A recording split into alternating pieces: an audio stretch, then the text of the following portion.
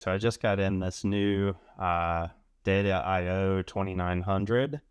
I actually have another one of these. I like to kind of get doubles on some of this old stuff just to have a backup and some extra parts and whatnot when I need it. But it's a bit of a process when you get one of these to kind of get it all synced up and working and whatever. So I figured since I know the process better now, I'd make a little video starting fresh with this one that I just got in.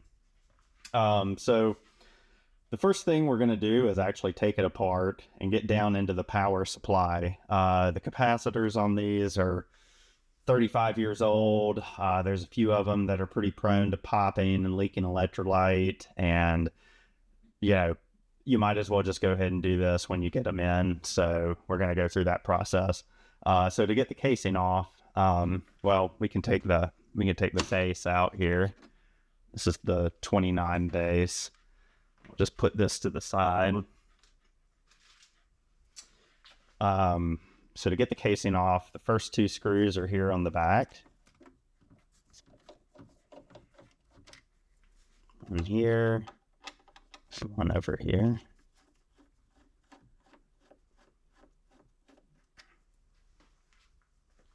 And then the other three screws are up here, 1, 2, and 3, kind of down in through the anti-static foam here, down through it and into the casing. Sometimes I think they can be covered up. These are all pretty visible.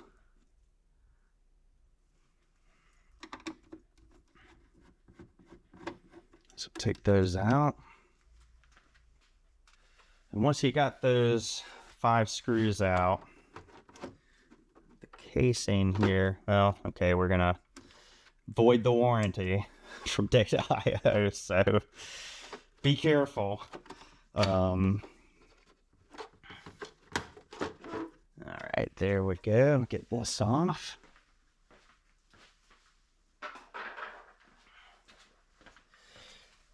All right, so once you have that casing off, you got 2 board sets here. There's a stack here, and then there's a big interconnect here in the middle, and then this is a triple stack, and this has these little plastic pins here that kind of hold it together, and they will pop off. So sometimes pulling this out, one will pop off. You have to put it back on.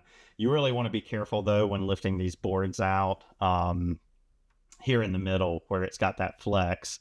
So really be sure to support it. And to get the board set out, it's actually just 3 screws, 1, 2, 3 here. And there are some connections up underneath, which I'll show you as well once we get these out.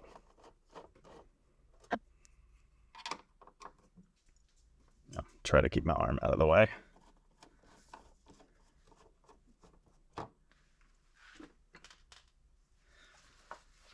And once you have those 3 screws out, like I said, we'll try to support this middle piece here. And we have a few connections. The connection to the fan is down here. This is one of the, I believe, hard drive power. Then hard drive ribbon cables down here with the red end facing this way for pin 1. And then the last connector is the power to the board set, which is over here. Trying to do this without putting too much stress on these boards. Okay, so when we have that, we're gonna take the board sets out and put them safely to the side. So what we have left here with the board set out, we've got the power supply board and the hard drive over here for your floppy disk, and the fan, of course. So if you need to replace the hard drive, there's 4 screws up underneath that are holding it in through the bottom of the plastic housing. This is readily available. You can find a hard drive that works for this for very cheap. So we're going to take the AC power line here out. We're going to take these 2 connectors here out. which I like to mark these 1 and 2 just so you know where they are, but they kind of have a little bit of wire memory. And we're going to take, I believe it's 4 screws that hold this power supply in, if I remember right. This one, this one, back here.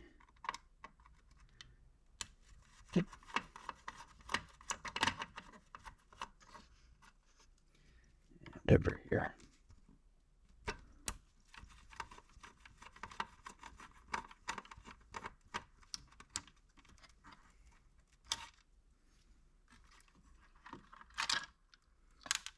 There's the power supply. Oh yeah, take the filled ground off too. Come on.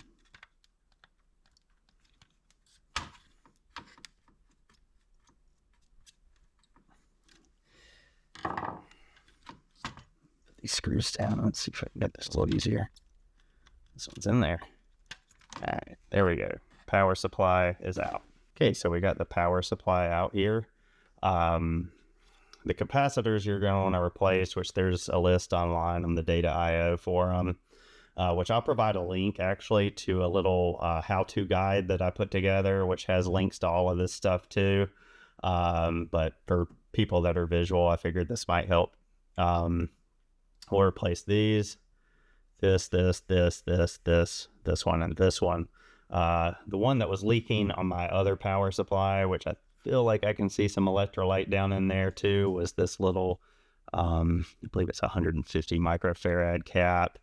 You know, a little burn over here at this resistor, and doesn't hurt to go through and reflow some of this stuff and these connections as well while you got this thing out. So I'm going to go ahead and we're going to pull all these caps. We're going to replace them. We're going to do a few reflows, and then put this back in the reverse order and get it up and going. And then we're going to start syncing it up, and I'll show you how to load the latest software on it.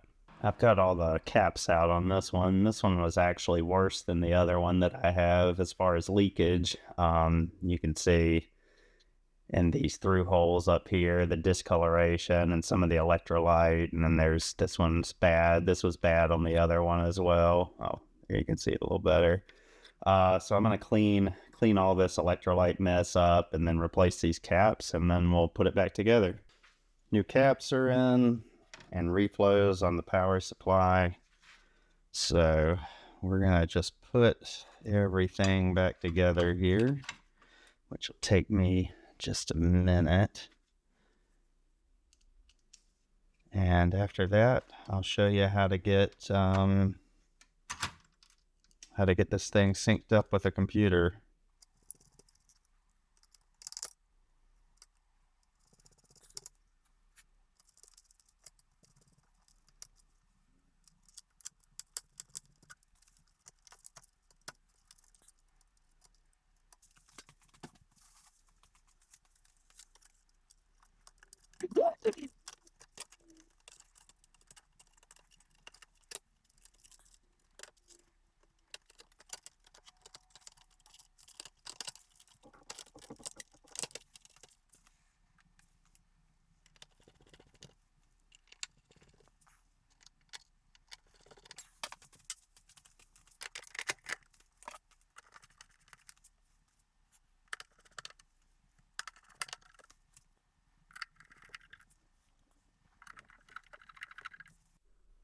And the next thing you'll want to do, if you don't have disk with it that are the latest, is to burn the latest version, which is 9.5. And this is all in the guide that I'll have posted in the description, where you can find it. But you'll download TaskLink, and it's in a file called floppies there. And you'll do these on the high density 1.44 megabyte disk. There'll be 4 of them. You just want to mark them disk 1 through 4. And disk 1 is actually the boot disk. So I'm going to go ahead and put the boot disk in the drives. So the first thing we're going to want to do is to make sure that this is communicating through the serial port before we get to any kind of burning or anything like that. And we also need to get this latest version burned into the ROM. So you'll hook up to your terminal port here. There's a terminal and a remote port. When you're burning ROMs, you'll be in the remote port, but for right now, just to see that we're synced up, we're going to be in the terminal port. This is a DB25 cable that I got that I put to a DB9, and again, in the guide, it'll kind of show how these pinouts need to work, and you'll leave pin 8 off if you're using PL2260 to burn ROMs. And in this one, in this cable, the shield wasn't out, so I had to like strip it and put the shield in to put it to the ground of this DB9. Now, if you don't have an old serial port, this is an old Dell that I use that has serial and parallel, because I have a Advent U40 over there that I use on the parallel port. I think that if you built the cable like this and you then did one of the DB9 to USBs, that would probably work. I just haven't tried it. So now I'll show you the process for hopefully getting this thing booted up, and the latest firmware on it. And then after that, I'll show you how to get PL2260 Plus up. And then once that's all synced together, you're ready to burn some ROMs. So it seems this one has a faulty floppy disk drive. It's not reading. So conveniently, I do have another hard drive. I bought one for my other 2900, thinking that potentially it was the problem, but it wasn't. So I have this spare hard drive that I got on eBay for like 15 bucks that was working, and the same one that's inside of it, a Sony MPF 920-1. So I'm going to take all of this apart, turn it off, take all of this apart, and put this hard drive in, and we'll start back where we were. Since this is XP, this is actually in accessories, under communications. We're going to go to Hyperterminal. You can buy Hyperterminal for, I think, 60 bucks if you have a later version of Windows that doesn't include it. All right, so we're just going to name this 2900. It doesn't really matter what it's named. We're not going to connect using a modem. My port is COM1. So we're going to say OK. And then we're going to go up here to the bits per second, the baud rate to 9600, 8, parity of none, stop bits of 1. We're going to do none on the flow control, apply that. Okay, all right, so we've got a line open supposedly. So the next thing we're going to do is come over here to the 2900. When I turn this on, we should see power, terminal, self-test come on, and it should have some connection coming on over here.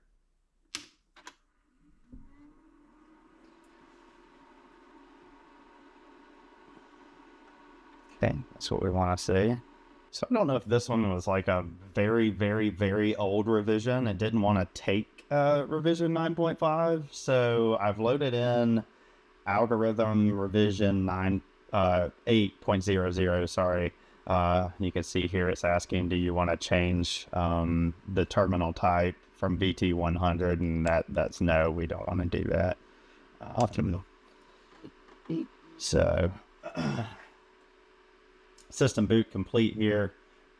You'll see the self-test light is off. Now it's okay to turn this off. I'm going to try to do 9.5 again now that we're on 8. So we're going to take this off. Use our version 8 boot disk. Disk 1 of 4. This is our 9.5. And I'm going to just, even though I could probably just leave this connection running, I'm going to go ahead and end it, do a new connection. Do you want to save the connection? So we're going to go 2900, okay, COM1, baud rate of 9600, parity of 8, data bits 8, parity of none, stop bits 1. We're going to do X on, X off for flow control. Okay, so I'm going to fire it up here, and we should be able to read that 9.5's in here, and hopefully it'll take this time.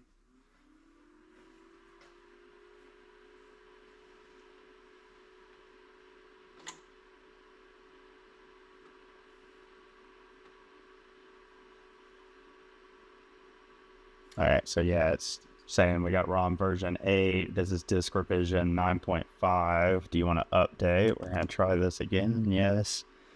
Contents will be overwritten. That's totally fine.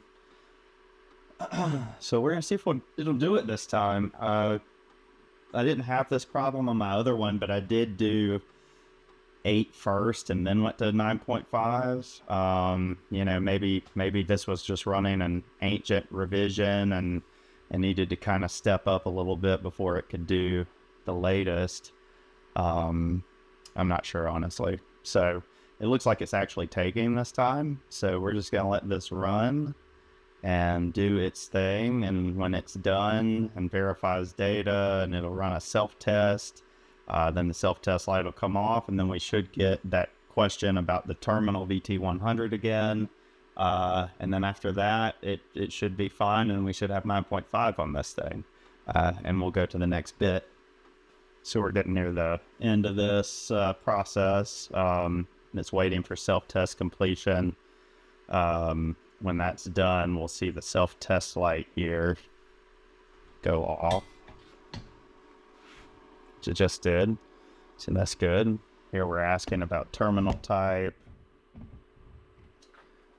which we don't want to change the terminal type, so we're just going to say okay there. So at this point, it's complete. I'm going to power it down. We're going to disconnect from hyperterminal.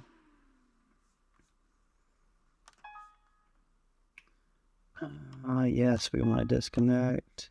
So in the guide, I have where you can download PL2260 Plus, which is a software created by one of the members of the Data IO group, which is much better than the task link.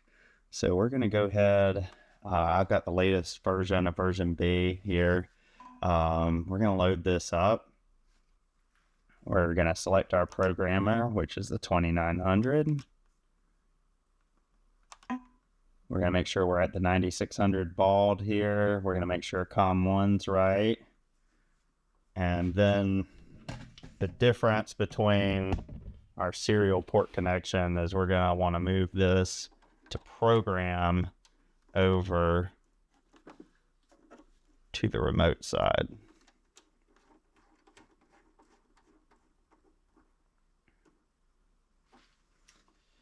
So you wanna leave your startup boot disk in here. Go ahead and put the base in.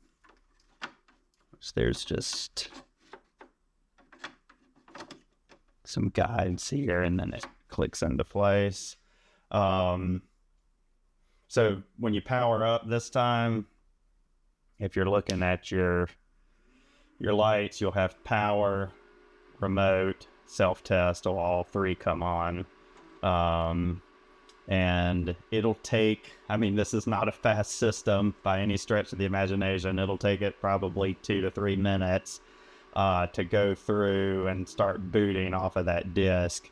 Now there is an option to do a hard drive modification on this. That's on eBay for I think about $100, and I'll probably do it eventually one day to both of these. But for now, I'm fine just running the disk. This is kind of secondary to me. Most of the ROMs that I burn are easy pinball ROMs that I can do with the admin, which is faster. This just gives me a little bit more capability with how many devices it can program. So this is kind of my heavy lifter, so to speak. So I don't really need it day to day, and it doesn't really matter if it's insanely fast or not. So when this is done booting, that self-test light again will come off, And once it does that, we will test the connection here on the PL2260 Plus, and you'll see it'll program and it'll say the RAM size and the software version all over here. And then from that point on, you're ready to program ROMs. So I'm gonna just give this thing another second. Actually, I'm gonna probably cut it. Like I said, this is like 2 minutes. All right, self-test light is off, so she's booted up, ready to go. We're back over here at the PL2260, so we're gonna make test connection here. It tells you to remove IC device from the programmer socket. We don't have one in there. Okay, you can see it's programmer connection successful. We have version 9.5, which we loaded in Hyperterminal. It tells you the RAM size, which is 1 megabit on this one. And so, yeah. So at this point, you're ready to program a ROM. I'm not going to do that because that just takes a while too. Like I said, this isn't the fastest system. But you would just put your ROM, your erased EPROM down in here, close it up. You'd select device here, and when you select device, it'll probably tell you, hey, you need to insert disk 2 for the algorithm on this. So you take your floppy disk 1 out, put disk 2 in, it'd load the IC device. You could either read it if it had something on it. You can output the file to RAM to make other copies of it.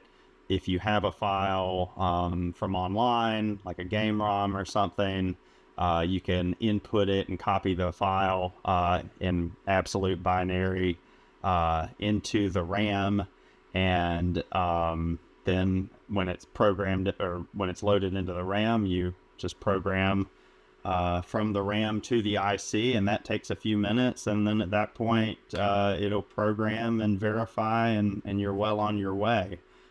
So hopefully this was helpful. This one is just gonna go on a shelf for me and be backup for the one that I have sitting up here. So I was glad to kind of be able to start from the top, and we ran into a few weird little issues along the way, and hopefully anybody who buys one of these online can maybe be able to do this a lot easier than it was the first time for me. One more thing I did want to add, on my first one up here, I was having issues programming once everything was set up and ready to go.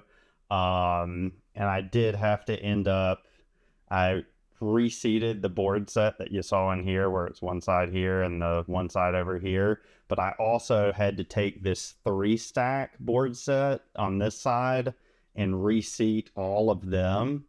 And then when I put it back together, it burned the ROM just fine.